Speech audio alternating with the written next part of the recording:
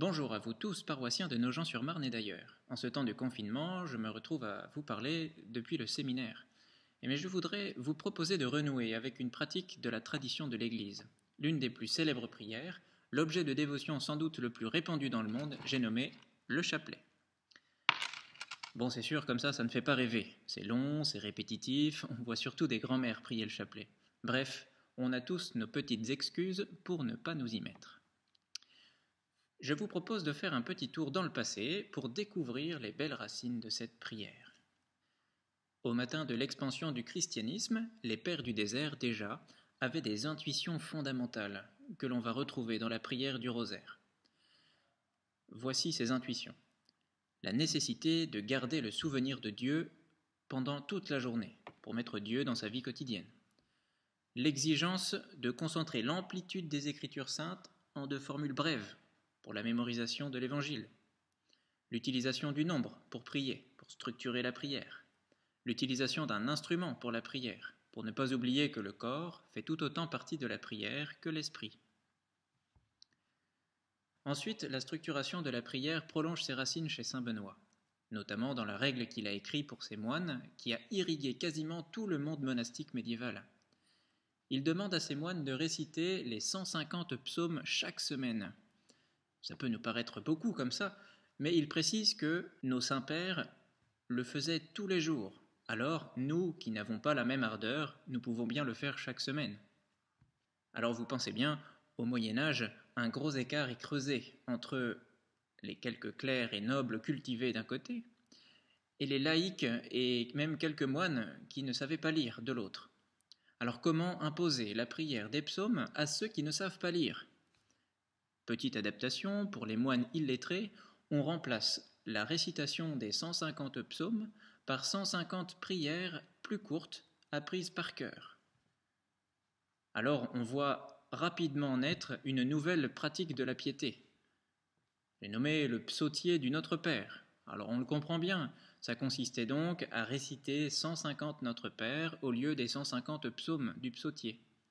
Rapidement, parce qu'on a toujours aimé prier Marie, on voit apparaître également la pratique du psautier du Je vous salue Marie. Puis on en arrive à combiner les deux, pour que naisse une autre pratique mixée du Notre Père et du Je vous salue Marie. Ceci a eu beaucoup de succès chez les moines, et notamment chez les Chartreux qui y ont ajouté aux récitations la méditation des événements principaux de la vie du Christ, notamment avec des clausules. Bon, on commence à voir apparaître une forme qui ressemble à ce qu'on connaît du rosaire. Bref, comme le résume bien le dominicain Thomas Esser, le rosaire tire son origine de l'ordre de saint Benoît, ensuite sa force des Chartreux, puis son perfectionnement et sa diffusion des prêcheurs, les dominicains autrement dit. La légende populaire collective dit que saint Dominique, dans son immense mission d'évangélisation et de prédication, aurait reçu cette demande de la Vierge Marie elle-même. « Va et prêche mon rosaire !» On connaît le succès des diverses prédications des dominicains. On peut dire qu'ils ont contribué à sortir la pratique du rosaire des monastères pour la diffuser largement dans le peuple chrétien. Ensuite, on enfonce le clou avec le pape Pie V, un dominicain. Il adresse un message à toute l'Église en proposant une description détaillée de la structure de la prière du rosaire. Une dizaine de Je vous salue Marie, précédée d'un Notre Père, pendant lesquels on y médite un mystère de la vie du Christ. Et après un temps d'affinage par la pratique, le rosaire devient ce que l'on connaît aujourd'hui. 150 Je vous salue Marie, répartis en 15 séries de 10, qu'on appelle des dizaines. Donc une dizaine constituée d'un Notre Père, de 10 Je vous salue Marie et d'un Gloire au Père. Alors c'est 15 dizaines pour méditer 15 mystères, 15 mystères répartis en 3 séries de 5. Les mystères joyeux, l'Annonciation, la Visitation, la Nativité, la Présentation, le recouvrement au Temple, donc centrés autour de la naissance de Jésus. Les mystères douloureux, la prière de Jésus au Jardin des Oliviers, la flagellation de Jésus, le couronnement d'épines, le portement de la croix, la mort sur la croix, centrés donc autour de la passion de Jésus. Les mystères glorieux, la résurrection, l'ascension, la Pentecôte, l'Assomption, le couronnement de Marie, tous 5 centrés sur la gloire et la résurrection de Jésus. Et enfin, Dans une lettre apostolique sur le rosaire, Jean-Paul II ajoute une nouvelle série de mystères au rosaire. Donc les mystères lumineux, donc tous 5 centrés sur le ministère de la vie de Jésus. Le baptême de Jésus, les noces de Cana, la prédication du royaume de Dieu, la transfiguration, l'institution de l'Eucharistie. Alors c'est sûr, avec cet ajout, Jean-Paul II nous fait perdre de vue la symbolique du nombre 150 et la connexion avec le psautier. Le lien reste, évidemment, mais il est moins palpable. Cependant, Jean-Paul II nous permet de goûter à l'Évangile de manière plus équilibrée par la pratique du rosaire. Alors ça y est, là, on est bon. C'est le rosaire qu'on connaît aujourd'hui. On peut ajouter tout de même un mot sur le rythme. La prière de 20 mystères d'un coup, c'est un peu long malgré tout. Et à répartir sur les 7 jours de la semaine, ce n'est pas évident tout de suite. Alors, l'Église nous propose un découpage officiel. On prie une série de mystères par jour, donc 5 mystères par jour, un chapelet. La répartition est en fonction des jours de la semaine. Le lundi, les mystères joyeux, le mardi, les mystères douloureux, le mercredi, les mystères glorieux, le jeudi, les lumineux, le vendredi, les douloureux une deuxième fois, le samedi, encore les joyeux, et dimanche, les glorieux. Comme ça, quand on prie le chapelet chaque jour, on contemple les mêmes mystères en communion avec l'Église entière. Bon alors, quel intérêt, encore aujourd'hui, à prier le chapelet ? Le rosaire est avant tout une prière avec Marie de contemplation de la vie de Jésus. Jean-Paul II en parle même comme un résumé de l'Évangile.